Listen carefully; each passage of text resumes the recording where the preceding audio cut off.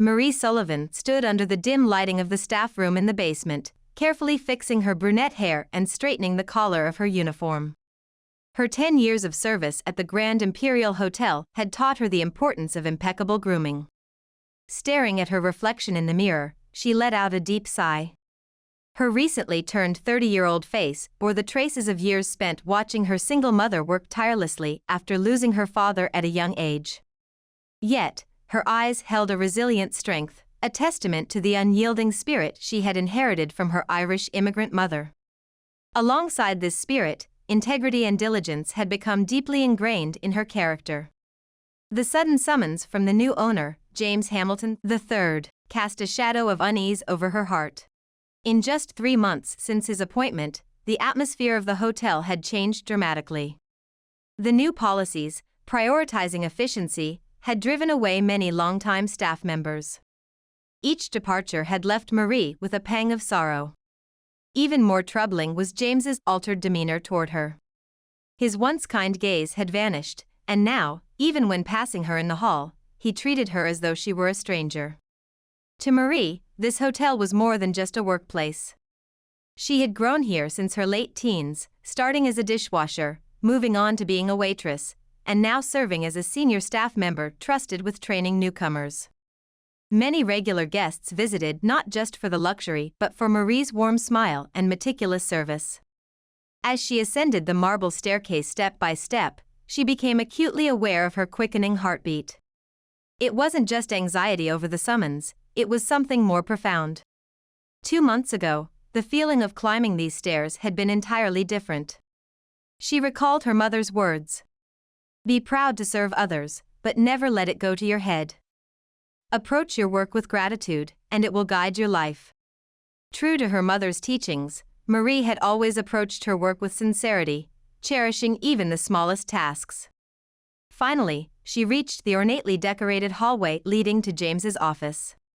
Standing before the heavy wooden door, she paused, taking a deep breath to steady herself.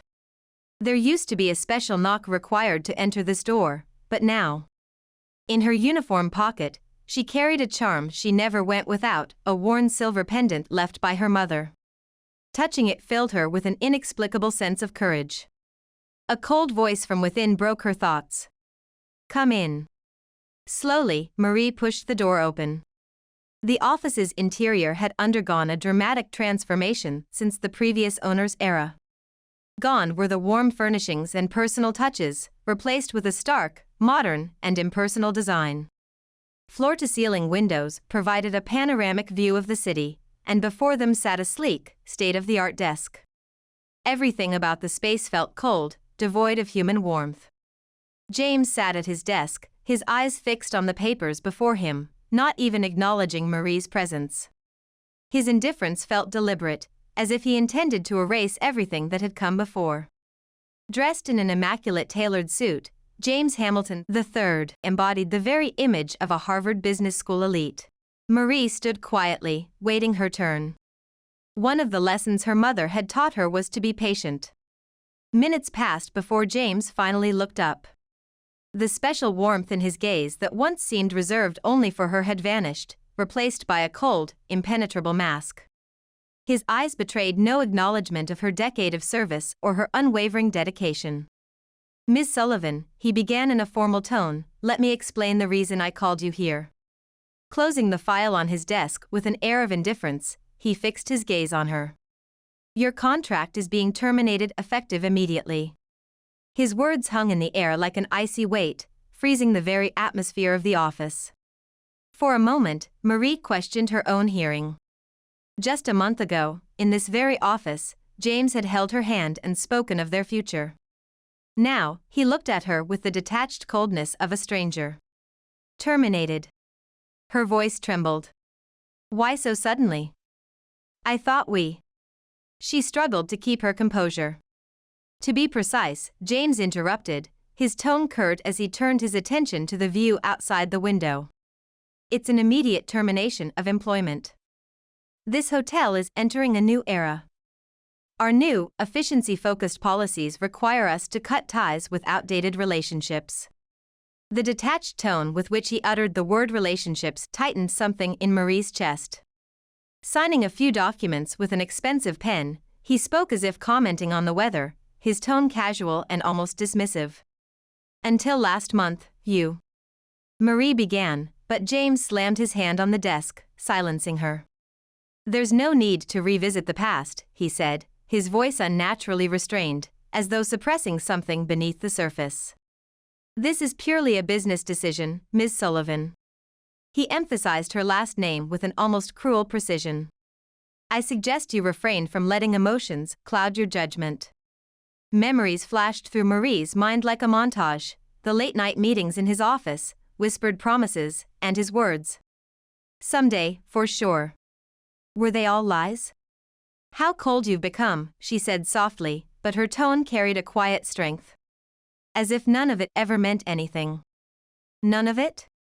James let out a bitter smile. "It was nothing more than a passing whim.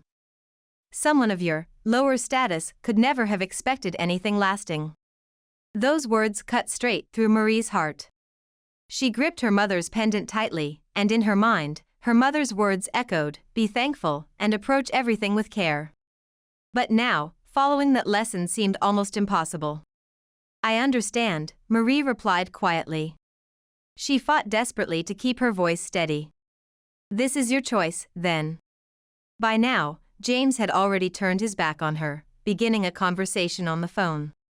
Yet, there was a strange, unnatural tension in his posture, as though he was desperately trying to justify his actions to himself. Marie turned quietly toward the door. When she glanced back for the last time, she noticed that his shoulders were trembling ever so slightly. But he never once turned to face her. As she exited the office, tears welled up in Marie's eyes. It wasn't just the sadness of being fired, it was a complicated mix of feelings: betrayed trust, love trampled upon, anger, and helplessness. Standing in the corridor outside James's office, Marie couldn't stop the tears from falling onto the luxurious carpet. She clenched the pendant in her uniform pocket, her grip tightening. Each step she took down the stairs toward the HR department felt like walking through lead. The memories of the past 10 years rushed through her mind like a whirlwind: the first day she served as a waitress, the joy when a regular customer called her by name for the first time, the sense of accomplishment when she helped train new staff. All of that, everything, was about to end in this very moment. The impersonal attitude of the HR department only tightened the grip on her heart. She was asked to sign papers, and in doing so, 10 years of memories were reduced to a few scraps of paper. When she received her final paycheck, she could barely stop her hands from shaking. "Can I go to the staff room to collect my personal belongings?" Marie's voice, to her own surprise, sounded almost calm. With permission granted, she headed for the basement. On her way, she could feel her colleagues' sympathetic gazes. The rumors had already spread, she supposed. The once warm hallway now felt unnervingly cold. Opening her locker in the staff room, Marie found it filled with 10 years of small treasures. Christmas cards from regulars. Photos with colleagues. A hand-knitted scarf her mother had made for her. As she carefully packed each item into her bag, she fought with all her might to hold back the tears. "Marie." A voice came from behind her. Turning around, she saw a longtime colleague standing there, searching for the right words. But Marie shook her head. "It's okay," she said, forcing a smile. "This is just a part of life."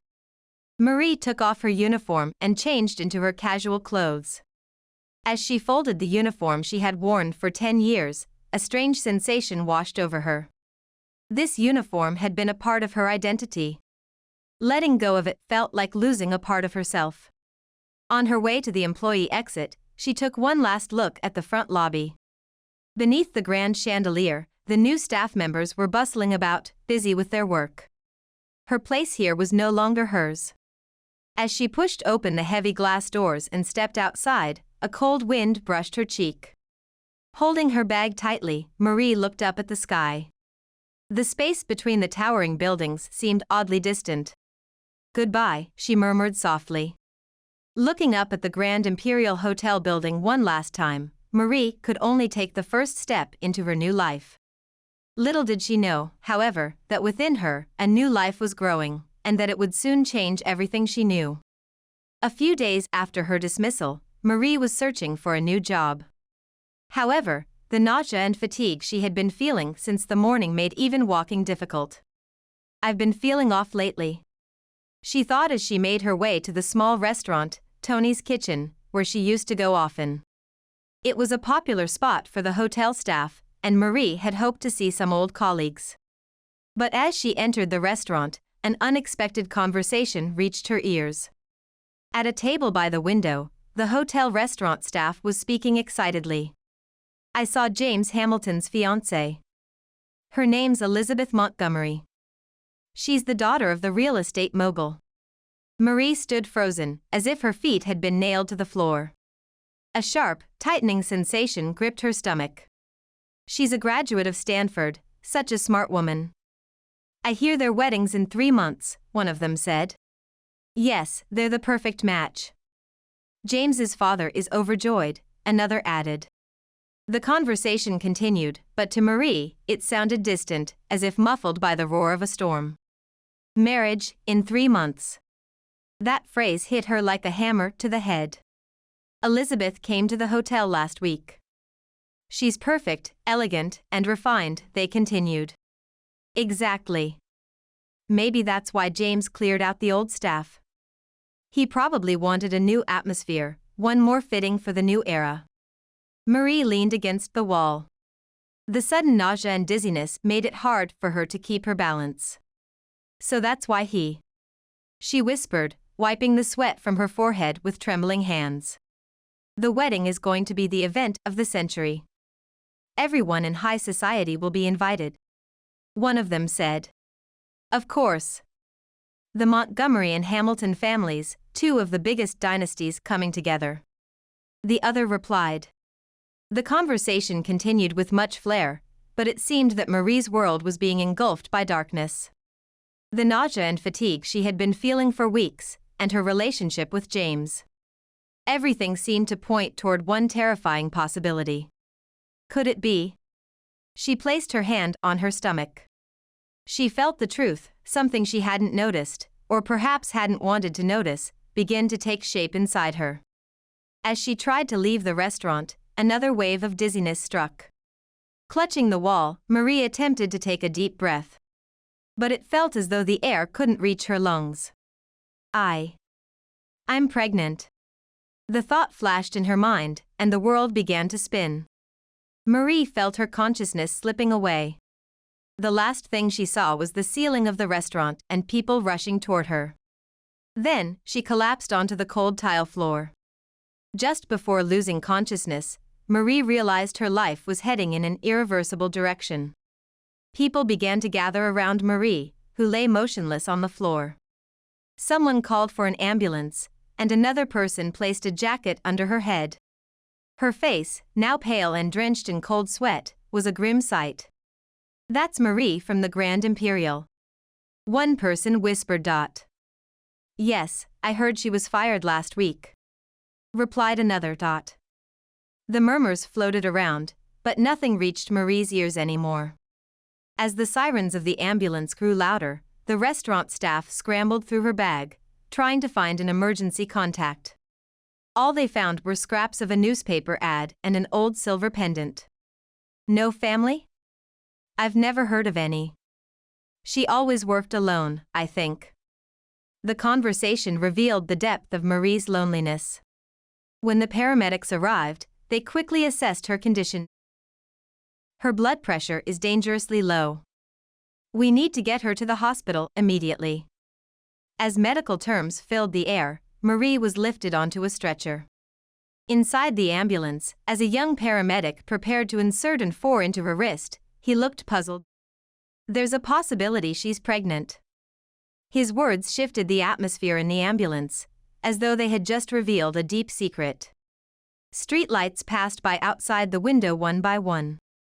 The sound of the siren echoed through the city streets as Marie drifted deeper into unconsciousness. In that darkness, memories swirled around her, her time with her mother, her 10 years at the hotel, and the brief yet intense relationship with James. Everything intertwined, creating a vortex of confusion. When they arrived at the hospital, Marie was immediately rushed into the emergency room.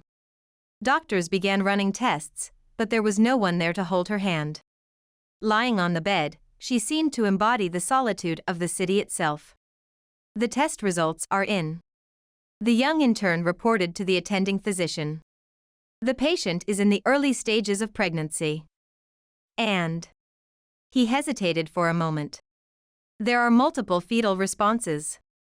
At that moment, Marie's consciousness began to gradually return. Her eyelids fluttered, and she slightly opened her eyes. The white ceiling, the smell of antiseptic, and the beeping of medical equipment brought her back to reality. Where? Her voice was weak. Around her were unfamiliar faces. Then, suddenly, all her memories flooded back.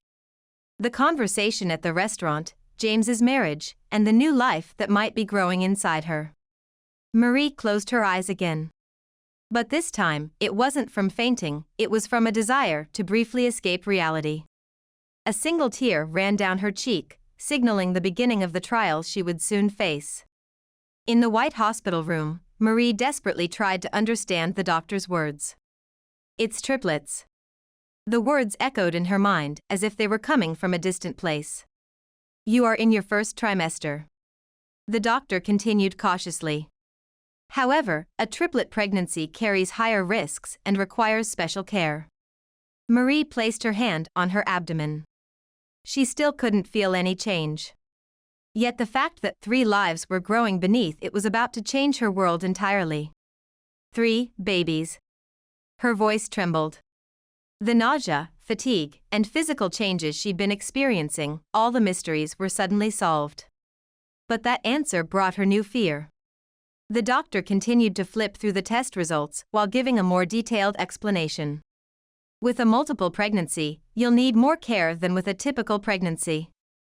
Regular checkups, nutritional management, and plenty of rest are essential." Various words continued to fuel Marie's growing anxiety. She had already lost her job, her home, and her future prospects.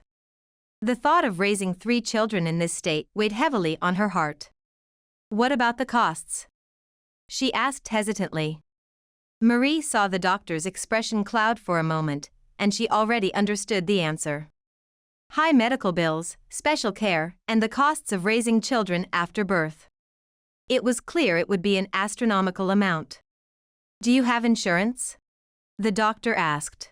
Marie shook her head. Her hotel insurance had already expired. She had no coverage. Silence filled the room. Outside the window, the evening sky was turning red. Marie gripped her mother's pendant tightly. "Mom, what should I do?" A nurse gently placed her hand on Marie's shoulder. "Don't carry this burden alone," she said kindly. But Marie had no choice. She had no intention of telling James. He had already decided on his life. His perfect plan to marry Elizabeth. "The babies are doing well." The doctor tried to reassure her. "However, the care moving forward will be crucial. I'm also concerned about your condition." Marie sank deeply into the bed. After leaving this room, where should she go? Who should she talk to? All her doubts seemed to be thrown into a dark void, with no answers in sight. "I have to be strong," she murmured softly. "For these children." Outside the window, the last rays of the setting sun were about to disappear below the horizon. It seemed to signal the end of her old life and the beginning of a new trial. By the time the night shift nurse finished her rounds, Marie was sitting on the edge of the bed. The lights of the city visible through the hospital window illuminated her weary face. A stack of bills was placed on her bedside table, and the amounts far exceeded her imagination. "At this rate, the debt will snowball," Marie thought, gripping her mother's pendant tightly in her hand. Her last paycheck had already been spent on rent and living expenses. There was no way she could afford the special care required for a triplet pregnancy. She slowly stood up and began changing into her personal clothes. When she removed the 4 needle, she hesitated for a moment. Is this the best choice for them? But accumulating debt would only threaten the future of the children she was carrying. The hallway was wrapped in the quiet of the night. At the nurses' station, the nurses were focused on paperwork.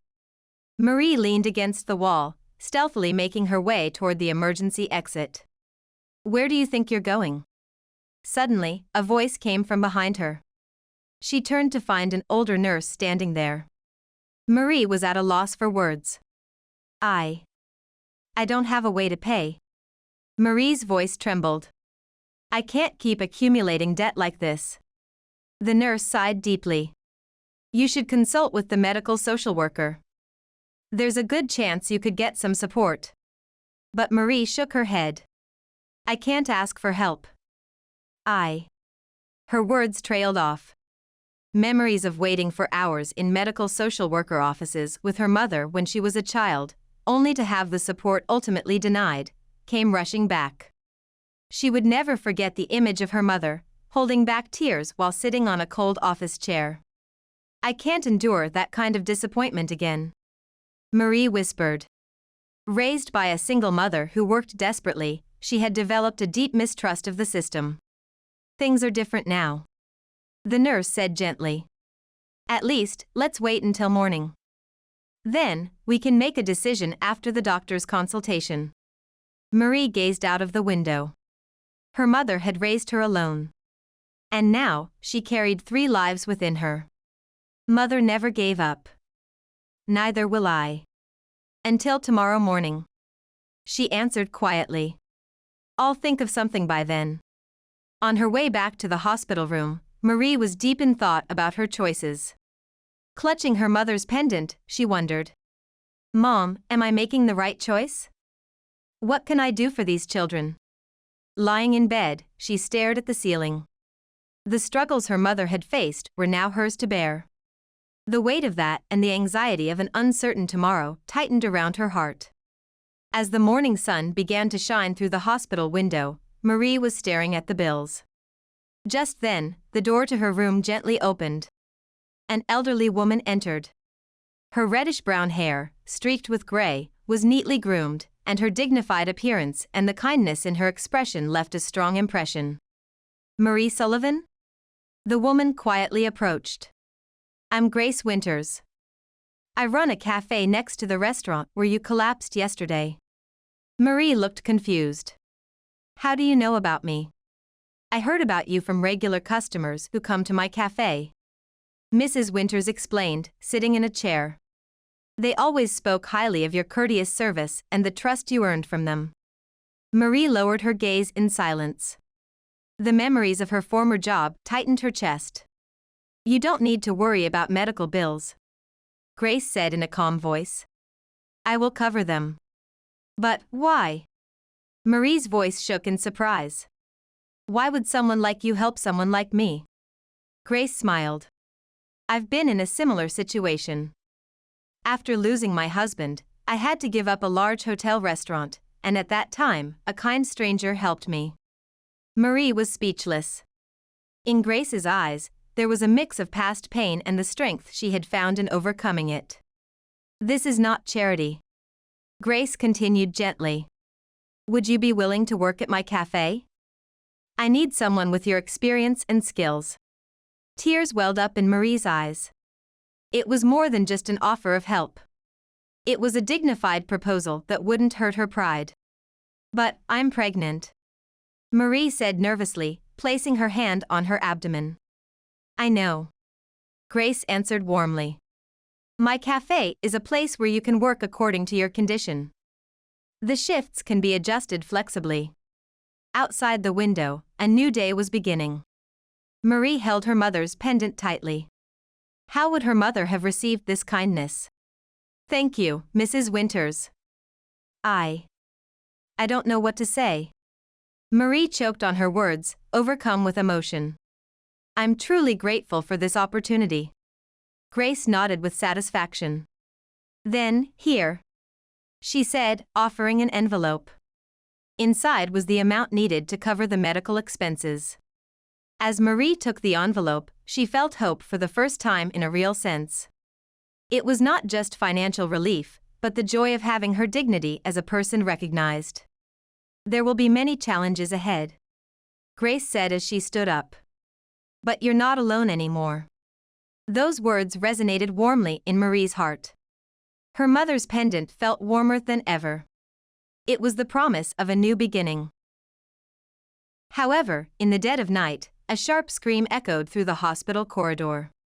Marie, who had just entered her third trimester, was trembling with the unexpected pain of labor. Just 2 days earlier, during her checkup, the doctor had spoken gravely. If you can just hold on for another 2 weeks, the baby's survival rate will increase significantly. Now, that had become a reality in the worst possible way. It's too early. The doctor rushed into the emergency room. The fetal condition is extremely unstable. Prepare the operating room immediately. Start the administration. Marie's consciousness was fading. With each wave of pain, she gripped her mother's pendant tightly. Please, save them. Her prayer was desperate. The fluorescent lights in the operating room felt blinding. The medical team moved swiftly, and the anesthesiologist spoke to her. Take a deep breath. Trust us. The fetal heart rates are dropping rapidly. Someone called out. Oxygen saturation is in the danger zone. The surgeon's voice rang out. Starting emergency cesarean section. Have the NICU team on standby. There was tension in the voice. The surgery began. Marie kept her gaze fixed on the ceiling, desperately trying to stay conscious. Stay alive. She repeated in her mind. Please, stay alive. When the first baby was delivered, the operating room fell silent. The expected cry didn't come, and the pediatric team quickly moved the baby to the incubator. Weight, 680 grams, a voice echoed. Starting respiratory support. The second and third babies were the same. One weighed 650 grams, the other 700 grams. They were all so tiny that they could fit in the palm of a hand. All 3 to the NICU. The doctor said. These 24 hours are critical. Especially with underdeveloped lungs, they will need a ventilator. After the surgery, Marie was moved to the PACU. Though her consciousness was hazy, her thoughts were constantly with her 3 babies in the NICU. All 3 are boys. Each of them is fighting so hard. The nurse quietly told her. But for preterm babies at this stage. Her words trailed off. Lying in bed, Marie thought about her babies in the incubators, connected to life support machines. There was nothing she could do but pray. Please stay alive. She prayed through her tears. I'll protect you. So, please, stay alive. Outside the window, dawn was approaching, but for Marie, this night felt like it would never end. The battle for the 3 tiny lives had only just begun. 2 weeks later, Marie was sitting by the register at Winter's Cafe early in the morning. It had been 2 weeks since the birth, and with the doctor's permission, she was allowed to do light tasks while sitting for a limited amount of time. Taking orders, organizing receipts, and performing simple tasks within her capabilities had become her new routine. Don't overdo it. Mrs. Grace Winters said with concern, placing a cup of herbal tea in front of Marie. Your cesarean scar hasn't fully healed yet. However, Marie couldn't afford to rest. The medical expenses for the NICU were accumulating daily, and the parts not covered by insurance were becoming a significant burden. Despite this, the doctor's instructions were strict. She was not to stand for more than 15 minutes at a time. I'm fine, Marie said, trying to smile as she sat back in her chair. However, the fatigue was evident in her eyes. The morning sunlight streaming through the cafe windows illuminated the 3 photos placed on the counter. The babies in the incubators. Surrounded by tubes and wires, their tiny lives made customers stop and offer encouraging words. In between tasks, Marie made sure to call the hospital. Hello, could you update me on babies 37, 38, and 39 in the NICU? Her voice was filled with a mother's desperate concern. In the afternoon, Grace drove Marie to the hospital. It's still too soon for you to drive yourself. Grace said kindly. Marie was forced to move through the hallway to the NICU in a wheelchair, which felt like a long journey. Amid the smell of disinfectant, she saw the same scene every day, doctors and nurses caring for the babies in the incubators with serious expressions. The babies' weights are slowly increasing, the doctor reported with hope. However, we still can't remove the respirators. Ongoing treatment is necessary. Marie placed her hand on the incubator and spoke softly to her babies. Boys, mommy's here. Hang in there. In the evening, she returned to the cafe and helped with the office work that she could do while sitting. Grace quietly added a bonus to her paycheck. However, the pressure of the medical bills was still immense. You're not alone, Grace said, sitting beside Marie in the cafe after closing time. We're all here, supporting you and the boys. Indeed, the cafe's regular customers had been making heartfelt donations to the collection box. The community, though quiet, was steadily supporting Marie and her 3 babies. I have to keep going, Marie said, holding back tears. As night fell, she once again got into Grace's car and hurried to the hospital. That night, as always, the tiny lives in the NICU were fighting for their survival, wrapped in their mother's love. That night, the NICU was a quiet space, only the sound of machines filling the air. Marie sat on a long bench, watching over her triplets in their incubators. A month had passed since the birth, and her sons had slowly gained weight, but their condition was still uncertain. Suddenly, an alarm blared. Code blue, NICU. The smallest of her triplets had taken a turn for the worse. His heart rate had become irregular, and his oxygen saturation was dropping rapidly. Prepare for emergency surgery, the attending doctor's voice echoed. His lung condition is extremely critical. Marie was pushed to the wall, helpless, unable to do anything but pray. As the medical team worked quickly, she gripped her mother's pendant tightly. His survival rate is 50%. The doctor explained with a stern expression. But we can't give up. He's one of the strongest preemies we've seen. As the smallest triplet was rushed to the operating room, Marie stood in front of the other 2 babies' incubators, her trembling hands clasped in prayer. Mrs. Grace Winters arrived and gently embraced her shoulder. The surgery lasted for 6 hours. During that time, the doctors worked in shifts, using the latest technology to continue their battle to save the tiny lives. Even the veteran NICU nurses said they had never witnessed such determination before. The surgery was a success, the doctor said, his expression weary, as the light of dawn began to shine through the window. This should lower their dependency on the ventilators. In the following days, the triplets began showing remarkable resilience. The largest of the 3, the firstborn, began breathing on his own for the first time, followed by the secondborn, who was able to be removed from the ventilator. The thirdborn, who had undergone surgery, also began to recover slowly but surely, showing steady signs of improvement. This kind of rapid recovery is rare, the medical staff said, one after another. It's almost as if the 3 of them are encouraging each other. One morning, Marie was allowed to hold the thirdborn for the first time. Though the tubes and wires were still attached, the tiny body radiated a reassuring warmth. You did so well, Marie whispered, tears streaming down her face as she spoke to the tiny life. You 3 have really done your best. The sunlight streaming through the NICU window gently enveloped the 2 babies still sleeping in their incubators and the thirdborn, who was peacefully resting in Marie's arms. The medical staff referred to this scene as a small miracle of life. Sometimes in life, miracles are needed, Mrs. Grace Winters said quietly. But that miracle is never a coincidence. It's created by your love and the will to live of these children. As Marie gazed at her children, she felt for the first time a true sense of hope.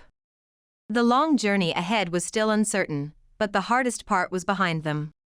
The 3 tiny lives were now walking toward a certain future. One day, Marie took a red-printed envelope from the mailbox of her old apartment. It was just after the triplets' condition had stabilized. Her hands trembled as she opened the letter. Due to 3 months of overdue rent, you are required to vacate the premises. She leaned against the wall. Prioritizing medical bills, she had fallen behind on rent. Her small savings had run out, and her salary from the cafe wasn't enough to cover all the expenses. At that moment, heavy footsteps echoed as they climbed the stairs. When she turned around, the landlord stood there with an unpleasant expression. "I've waited long enough," he said in a cold voice. "If you can't even keep up with the monthly payments, you'll have to leave. Please, give me more time," Marie begged desperately. "Once the babies are discharged from the NICU, I'll be able to work more." "That's not my problem."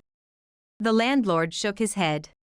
"This building needs tenants who can pay rent on time." Marie returned to her apartment and looked around the small room. The second-hand crib she had prepared for the babies. The old furniture passed down from her mother. Each item was filled with precious memories. "I have to find a new place." She scrolled endlessly through real estate apps on her smartphone, but every property had high upfront costs she couldn't afford. Being a single mother didn't leave a good impression on landlords or real estate agents, and it became a major obstacle in her house hunt. That night, as she stared at the triplets in the NICU, Marie felt lost. "They're about to be discharged. But I have nowhere to go." She considered confiding in Mrs. Grace, but she had already received so much help. She didn't want to burden her any further. The next morning, the landlord appeared again. This time, he was accompanied by a police officer. "I'm sorry, but I have no choice but to take legal action." Marie looked out the window.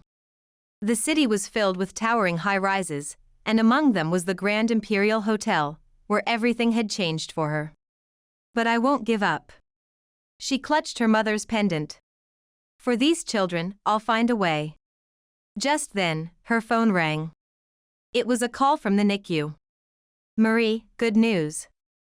The baby's condition has improved even further, and there's a possibility they may be discharged in 2 weeks." After hanging up, Marie quietly shed tears. Mixed with joy and anxiety, she made up her mind.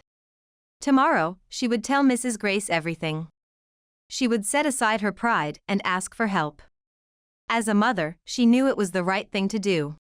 The house of Mrs. Grace was located in a quiet residential area. It was a large Victorian-style home with a well-maintained garden in the back, and at the far end of the garden stood a separate guest house. "I had no idea you were in such a situation." Mrs. Grace sighed deeply after hearing Marie's story. The two of them were sitting in the living room of Mrs. Grace's house after the cafe had closed.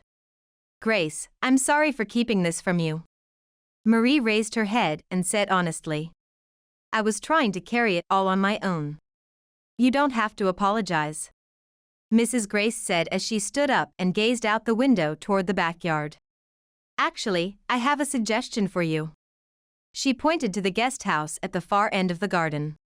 "That was my husband's workspace when he was alive. It's not being used now. If we renovate it, it'll be more than enough to live in." Marie looked up in surprise. "You mean, for me?" "Yes." Mrs. Grace smiled warmly. "I'd like you and the boys to live there." Tears welled up in Marie's eyes. "But I don't have the money." "You don't need to worry about rent," Mrs. Grace said. "Just continue working at the cafe. Anne," she added with a slightly bashful smile, "I've been lonely living here by myself. I think having the sound of children's voices around wouldn't be such a bad thing." The next day, renovations on the guest house began. Mrs. Grace hired a local contractor, who created a room for the triplets and installed a new kitchen and bathroom. "The place should be ready by the time the boys are discharged," Mrs. Grace said, watching the progress of the work.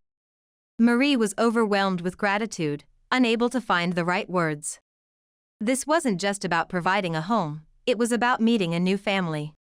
The guest house was ready just in time for the triplets' discharge. In the children's room, with pale blue wallpaper, 3 new cribs stood lined up, and from the window, the garden's flowers could be seen. "This is our new home," Marie said as she held the triplets, standing in the center of the room. Soft sunlight streamed through the window, as if heralding the start of a new hope. Mrs. Grace stood by her own window, quietly watching the family. A bright smile appeared on her face, feeling as though the loneliness of many years had finally come to an end. A few weeks after moving into the guest house, Marie was trembling as she held the morning newspaper. On the society page was a large article about the wedding of James and Miss Elizabeth. Today, at St. Michael's Cathedral, a union of two prominent families from the business world.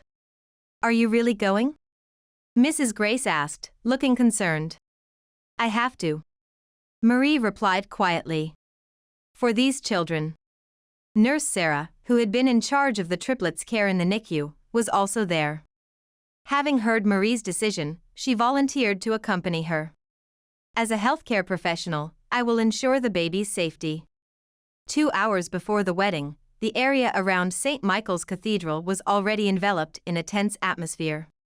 Guards were stationed at every corner, and a red carpet had been laid out leading up to the entrance. Marie and the others entered through the back door. Mrs. Grace was holding the eldest son, Sarah held the second son, and Marie cradled the youngest. The 3 babies, dressed in matching pale blue newborn outfits, were peacefully asleep.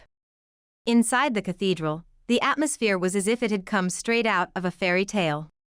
Pure white flowers reached up to the ceiling, sparkling chandeliers illuminated the space, and the light filtering through the solemn stained glass created a sacred ambience. As the guests took their seats, the sound of the pipe organ echoed through the air. From the side aisle, Marie quietly observed James. He stood before the altar, anxiously awaiting the start of the ceremony. "Now," Mrs. Grace whispered. Just as the wedding march began and the bride, Elizabeth, was about to enter through the doors of the cathedral, Marie's voice rang out, echoing through the hall. "Wait." The sound of Marie's voice reverberated within the cathedral. With the 3 babies in their arms, they stepped into the central aisle. The entire venue fell silent as the hundreds of guests held their breath. Marie walked forward with resolute steps. "James Hamilton." Marie's voice, though trembling, was firm. "As the father of these children, there's something you need to know." The color drained from James' face. Elizabeth, in her pure white wedding dress, stood frozen, her eyes fixed on the scene unfolding before her. The silence was broken by the quiet sound of one of the triplets breathing. That innocent sound seemed to amplify the weight of the truth. Elizabeth stopped at the entrance of the cathedral, clutching the hem of her pure white wedding dress with both hands. She watched the unexpected scene before her, her sophisticated expression mixed with anger and humiliation. "These children." Elizabeth's voice faltered. She alternated glances between Marie and the triplets, then looked at James and read the truth in his expression. In that moment, a coldness like ice appeared in her eyes. The sound of high heels echoed on the marble floor as Elizabeth slowly walked up to stand in front of Marie and the babies. "Can you explain this?" she asked in a cold voice. Marie fixed her gaze on James, who stood frozen, his face as pale as a sheet. "For 10 years, I dedicated everything to the Grand Imperial Hotel," she said, her voice shaking with emotion, but her determination unwavering. "But you treated me like trash. 10 years of service, my devotion, none of it mattered. You discarded me as if it was worth nothing. And right after that, you were planning the perfect marriage," she continued, her voice now filled with bitterness. "Not caring if I ended up on the streets, or what happened to me." Elizabeth suddenly burst out laughing. It wasn't a laugh of joy, but one filled with sorrow, a laugh of someone who fully understood the situation. "I never imagined my wedding would turn into such a farce," she said, starting to remove her engagement ring. But perhaps it was for the best. As the guests held their breath, Elizabeth threw the engagement ring at James's feet. The sound echoed through the cathedral, and she stood tall. "I won't marry without love." Her voice was filled with an unexpected strength. "Especially not a man who is beneath any sense of decency." Elizabeth stopped in front of Marie and glanced at the triplets for a moment. Her eyes didn't show hatred, but something different, perhaps a deeper understanding. I owe you and the children an apology, she said quietly. I was the fool for thinking of marrying such a man. With a flourish of her gown, Elizabeth turned and walked toward the exit of the cathedral. Her back was straight, and for a moment, she looked like a woman set free. A whisper began to spread among the guests. The grand scandal of high society was about to go viral in real time. At the center of the chaos, James stood frozen, unable to move. His father, Chairman William, wore an expression of deep disappointment and anger that went beyond words. As the doors of the cathedral swung open, Elizabeth disappeared into the world outside. The petals that had been prepared for the celebration were scattered by the wind, as if they were celebrating the start of her new life. 1 week after the wedding's collapse, Chairman William sat in the study of his mansion, sipping coffee as he perused the morning paper. The social column still heavily covered last week's events. "Father, did you call for me?" James entered the room. His voice lacked the arrogance it once had, now replaced with a hint of unease. Chairman William put the newspaper down and slowly looked at his son. "Sit down." His voice carried a deep sadness that went beyond anger. "With this incident, you've hurt many people. Marie and her children, Elizabeth, and even the reputation of our family," William said solemnly. "But the most serious thing is that you don't even understand the most basic morality of being a human." "I'm sorry." James lowered his head. "But I don't want to hear excuses." The chairman interrupted his son's words. "You will start over, learning the fundamentals of life." "What do you mean?" "Starting tomorrow, you will work as a cleaning staff member at the hotel. I will strip you of your executive position, your life in the mansion, everything," William said firmly. James's face froze in shock. "Cleaning staff?" "Yes," William replied coldly. "Just like Marie once started, you will begin with the most basic job. You will clean someone's room and learn what it means to work for others." "But, father, my position." "Position?" William laughed bitterly. "You've trampled on others, hiding behind that position. Now is the time for you to learn the real meaning of value." The next morning, James put on the cleaning staff uniform for the first time. The name tag simply read James, and the title of "The Third" had been removed. "This is the floor you'll be in charge of today," a senior staff member explained. "The bucket and mop are here." James stared at the cleaning tools in his hands. A world he had never touched before had now become his reality. "Your salary will start at minimum wage." William's words echoed in his mind. "You'll need to find your own apartment. If not, prepare for life on the streets." James began walking down the hallway of the hotel he once ruled, holding the cleaning tools in his hands. The contemptuous glances from the staff pierced his back. "Look, that's the one. Serves him right." Whispered voices echoed down the hallway. James quietly began to mop the floor. This was the beginning of his atonement. Every morning at 5 a.m., James entered the hotel through the staff-only back entrance. He had once arrived in a luxury car at the front door, but now he took the subway to work. The cleaning staff uniform, which initially felt out of place, had now become a part of him. Room 301's bathroom cleaning is insufficient, the cleaning supervisor pointed out sternly. "Do it again." James silently nodded. In the beginning, he would have argued. But 3 months had passed, and he was starting to understand. Perfect cleaning was a sign of respect for the guests who would next use the room. During lunch breaks, he sat at the corner table in the staff cafeteria. No one else sat at the same table as him. However, one day, an older cleaning staff member sat down across from him. "You've been improving recently," the woman said with a gentle smile. "In the beginning, your work was slow and rough, but now you're doing much better." James nodded shyly. "I still have a lot to learn." His words were sincere. As he continued his daily work, he began to notice things. When he carefully cleaned each stain from a luxurious carpet, when he saw his reflection in a polished mirror, he would think. He thought about how little respect he had shown for these tasks in the past. "I'm proud of this work," one day, a senior staff member told him. "Cleaning carefully for someone else, it's never something to be ashamed of." Those words struck James deeply. Had Marie worked with the same pride? Was her 10 years of dedication, which he had callously discarded, also supported by this same sense of pride? One morning, while cleaning the hallway, an old business partner walked by. "Oh, it's Hamilton," the person said, clearly taken aback. In the past, James would have run away in embarrassment. But now, with the mop still in his hand, he greeted them politely. "Good morning. How are the rooms?" That night, as he took off his uniform in front of the mirror, James felt the change within himself. His face had softened, and his eyes held a gentleness that hadn't been there before.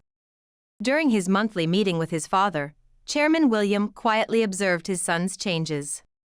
"You're slowly becoming more human," he said. James silently nodded.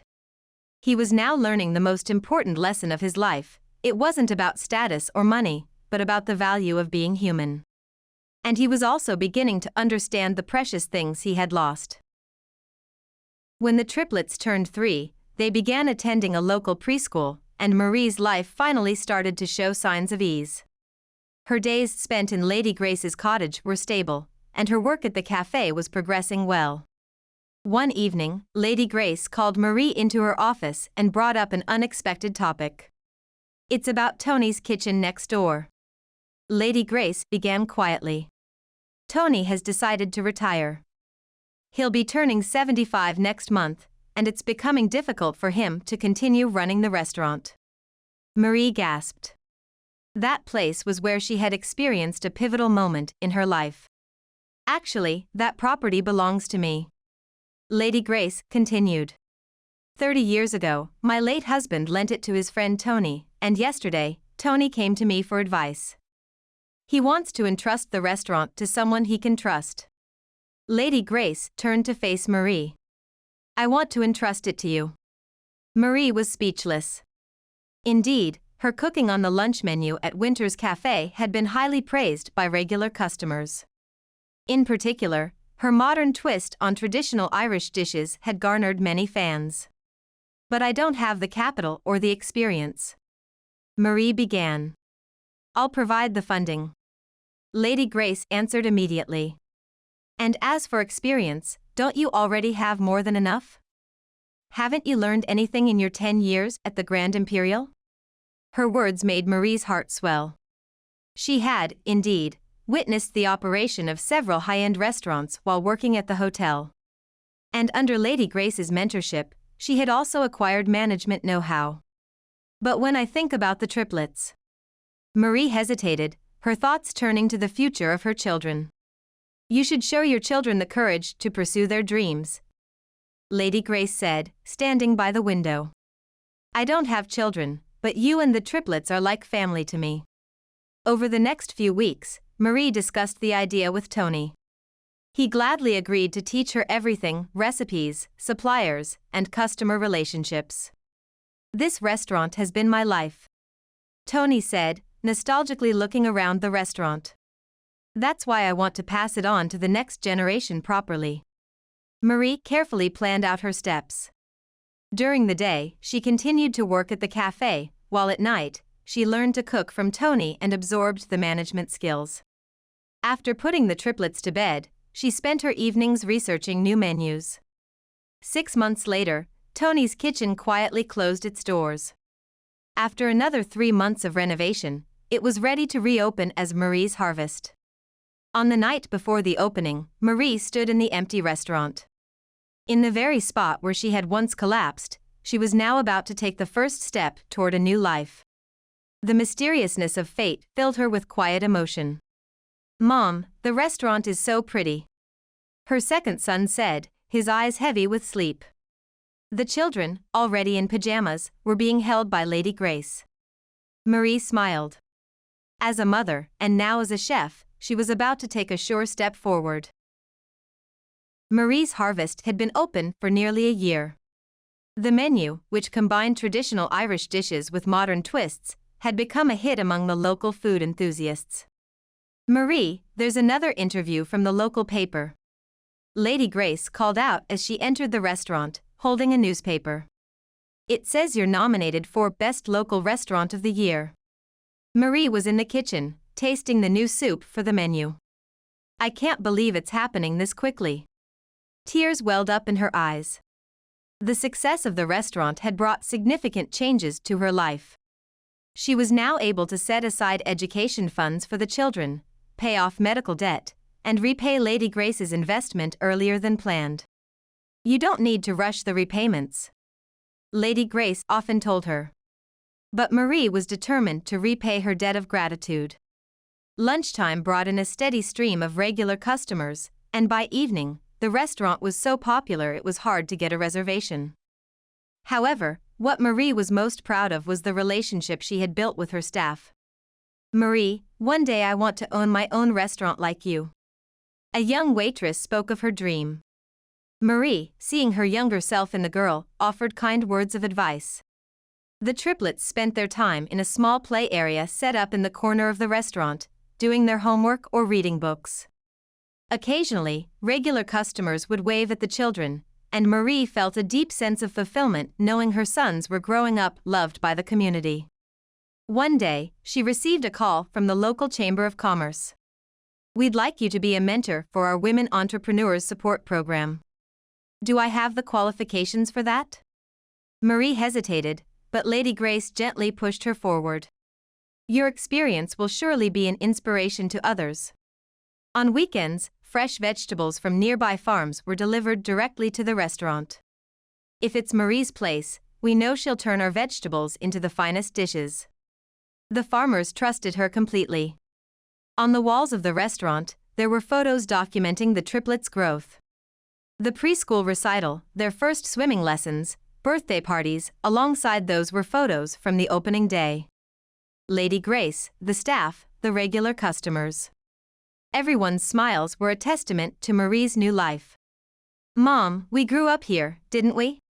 One day, her eldest son said, gazing up at a photo. Marie embraced her son. "Yes, we did. With everyone's support, we found our new life here." The sunset streaming through the restaurant windows bathed the interior in a warm orange glow. Marie finally felt that, in every sense, she had achieved true independence, financially and emotionally. 2 years had passed since the opening of Marie's Harvest, and one quiet Sunday afternoon, James visited the restaurant. He was now working in the management department of a hotel. After more than 3 years of working in housekeeping, followed by front desk duties, he had finally been entrusted with a new position. "May I have a word with you?" His voice no longer carried the arrogance it once had. Marie stopped in front of the wall decorated with pictures of the triplets. "Let's talk here." "Could I meet the children?" James asked softly. "As their father, I want to take responsibility." Marie had long expected this day to come. "What are you going to do for the children?" "First, child support," James began to say, but Marie shook her head. "It's not about money." "How do you plan to be involved in their lives?" James took a deep breath. "Over these 5 years, I've learned so much. The foolishness of looking down on others, and what true value really is." He gazed out the window. "I never want to hurt anyone again. Especially my children." Over the next few weeks, Marie carefully prepared for the meeting. She began explaining to the children about their father, bit by bit, and consulted with Lady Grace.